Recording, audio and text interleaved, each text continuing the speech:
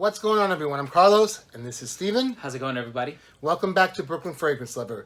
Today, something a little different. Fragrances that I love and he don't, and fragrances that he loves and I don't. Keep it right there. Brooklyn Fragrance Lover.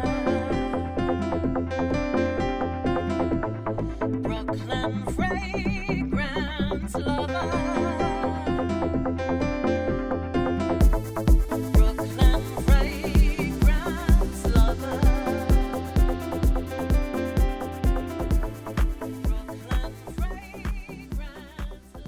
Thanks so much for tuning in today. We really do appreciate it. We always love when you spend some time with us. He and I certainly spend a lot of time together. And even though we do a lot of collabs together, we don't always agree on what we love and don't love. Right. There are actually some fragrances that is quite the opposite. I love, he doesn't, and vice versa. And I thought that would be a fun topic to bring to you guys and maybe make a video out of. So here we are. I think it's a great topic, and usually what happens in conversation is before we start reviewing a fragrance, he'll say, hey, try this one, what do you think of this one?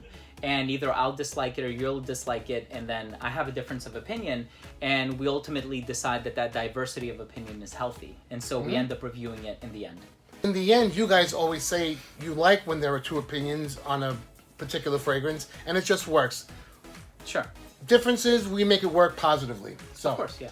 This should be fun, yeah? Yeah, I think so. I'm looking forward to it. All right, let's start with this one right here, if I can reach it. Okay. This Aw, here are you kidding me?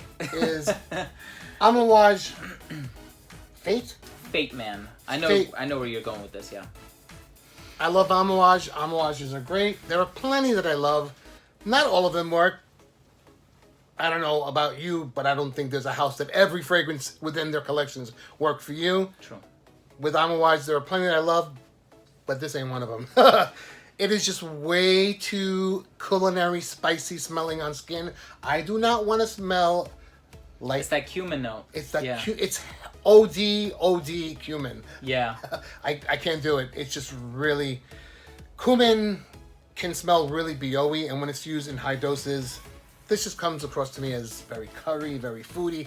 Not me. Yeah. No can do. You know, it's funny because I had the same opinion that you currently have. And I think this is one of the ones where I dismissed it as soon as I saw it, or smelled it, I should say, along with Myths Man. And that's because, yes, it does come off very strong, very overpowering. And I didn't initially like that curry note or that cumin note. And then once I wore it and it actually started to soften up with the resins in the base and everything, it's actually quite nice. But I totally understand. A lot of people don't want to wait until they dry down. You want it to smell good from top to bottom. And this is definitely one of the more artistic ones. I like to at least be a little intrigued in the opening spray. Yeah. I don't mind waiting for the beautiful dry down. The but, choir of angels. Yeah. But if it's just, right off the bat, like, I can't. So that's one that he loves and I don't. Okay. Your turn. All right, so here's one that I acquired a bottle despite me not being overly crazy about it. And this one is... Do you know which one I'm going to show you? Aha, Oud Minérale from Tom Ford Private Blend. Yeah, it is Oud Minérale. Yeah, how'd you know? Because whatever. I think we've had this conversation before, yeah. Truth be told, we have to pre-plan, so we have to discuss which ones we're going to do. So that was brought up in discussion, and we ultimately chose that one. In the text message, yeah. This one I didn't love at first. It wasn't love at first sniff. It grew on me, and I definitely do like it. It's an odd type of... it's that sea salt, seaweedy kind of oud, which is funky in itself. It's an odd fragrance, but it really works. And once you get it, it just really works on skin. But obviously not for you. It's the same thing that you pointed out. I think it's that sort of salty overtone that it has. And I was at your house one day a few months ago, and I smelled it off the atomizer, and I said, nope, and I put it right back. And you said to me, you gotta wear it, try it on skin. And so I did, and I tried it on skin, but there's just still something about it that it's not that I hate it, I just have to be in the mood for it. Yeah. I would classify this one as one of those fragrances that doesn't always work for the wearer, but works for everyone else. Okay. Does that make any sense? Yeah, other people are gonna find it pleasant on you. Yeah. Yeah, okay, I could see that. My turn. Up next, we have from the house of Atelier des Ors. This is Bois Sicard. And this is a very, very smoky, really smoky tobacco fragrance. It's supposed to be the effect of, like those fancy cigar boxes and the tobacco leaves in there and the wooden boxes, and it's too barbecuey. It leans too barbecuey. You hear leans femme, leans masculine, leans barbecuey. And listen, I don't mind not liking this one or not loving this one, I should say. No, not liking. I really don't like this one because I love the house. There are plenty of other offerings for me that I do enjoy. This just wasn't one of them for me. Yeah. So I think this one brought back a lot of fond memories for me because the very first Le Labo fragrance that I purchased is Oud 27. And I probably shared this on my channel before, but I purchased Oud 27 because I thought it was one of the strangest ones there. And I sprayed Patchouli 24 on the inside of my forearm, and the entire day I just kept smelling the Patchouli 24, and I remember thinking to myself, why didn't I purchase this one instead?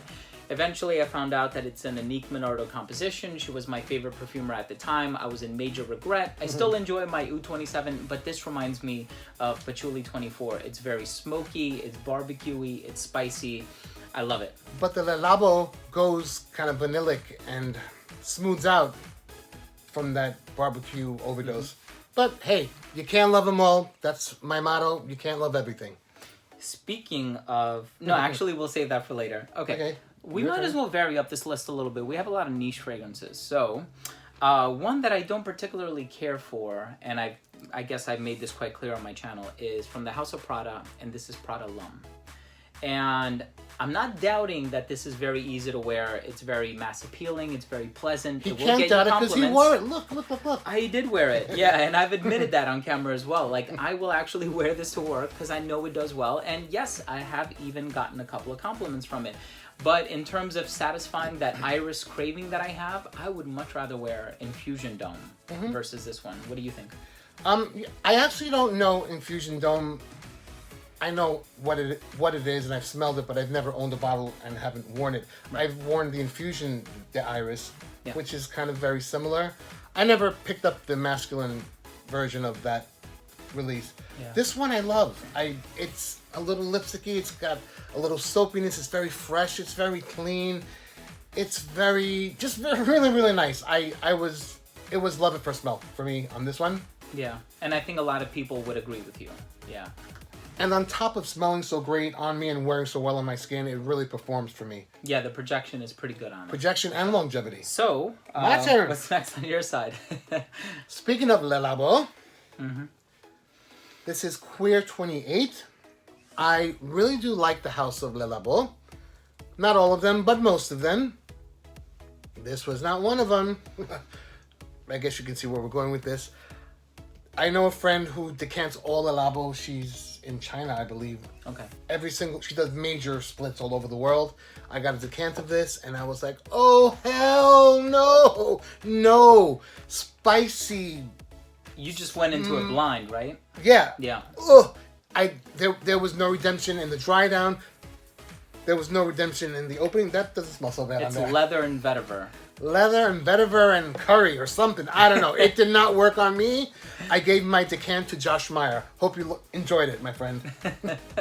It's funny because whenever they did come out with like the city exclusives, I made sure that I picked up as many as possible. And that was back in the day. So I got my Poivre 23. Love that one. I do too. I love that one. I got my Aldehyde 44. I got this one. I got a bunch of them. And as you can tell, I haven't worn it a whole lot because I think I just purchased it from a collector standpoint. But I love the smell, you know, and I think part of the reason why I don't wear it so much is because I like it so much. And so I try to preserve it, but in any case. So we got one more, and this one is from the illustrious house of Bond Number 9. And it's a house that I do love. I have 13 or 14 of them, but this one I bought at TJ Maxx, and I'm like, man, why did I do this? This one is New York Oud.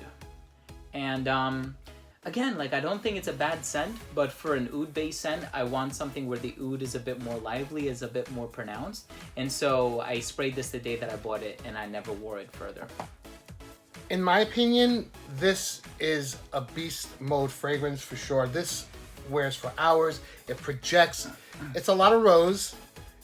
It's a synthetic oud. It's not Okay. natural oud, I would say, but it's more rose, I think, than oud. Yeah. But it wears great in the cold winter months here in New York City, and it really could pretty much survive a workday. That's a good point that you make. That if you are a fan of oud rose-based fragrances, if you are able to find this at a decent price, like I did, this would be a worthwhile addition to your collection. I actually got the 100 ml for a great price Oh, did you? Okay. in the groups, trades and whatnot. That's awesome. Yeah. Well, we did it.